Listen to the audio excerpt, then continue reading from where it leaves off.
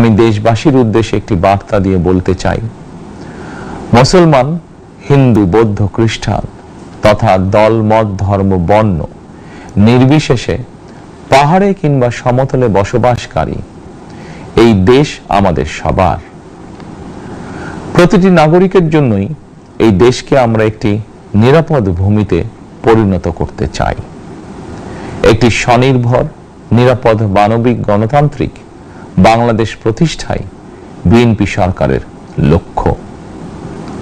প্রিয় দেশবাসী, ফ্যাসিবাদের সময়কালে দুর্নীতি, দুঃশাসনে পর্যুদস্ত একটি ভঙ্গুর অর্থনীতি, দুর্বল শাসন কাঠামো আর অবনতিশীল আইন শৃঙ্খলা পরিস্থিতির মধ্য দিয়ে নতুন সরকার যাত্রা শুরু করেছে। আইন শৃঙ্খলা পরিস্থিতির উন্নয়ন এবং কঠোরভাবে দুর্নীতি নিয়ন্ত্রণের মাধ্যমে জনগণের মনে শান্তি, নিরাপত্তা ফিরিয়ে আনাই হচ্ছে আমাদের সরকারের প্রধান অগ্রাধিকার।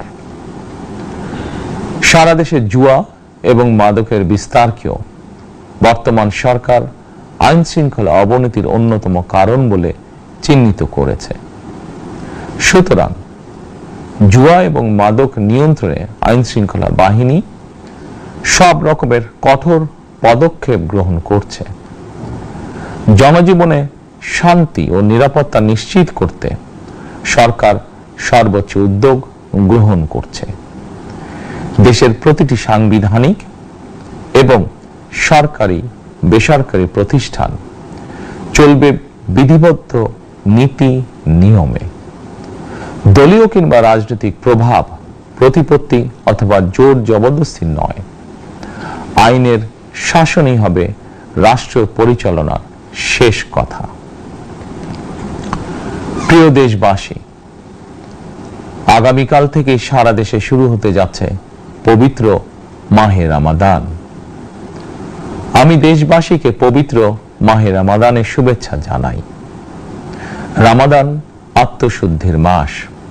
আমরা যদি আত্মশুদ্ধি শব্দটির মর্মার্থ উপলব্ধি করি, তাহলে এই মাসে মানুষের ভোগান্তি বাড়ার কথা নয়।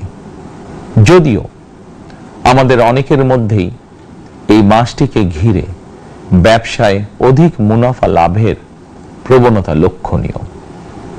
আপনাদের প্রতি আমার বিনীত আহ্বান, রমাদানের পবিত্রতা রক্ষার্থে এই মাসটিকে আপনারা ব্যবসা মুনাফা লাভের মাস হিসাবে পরিগণিত করবেন না।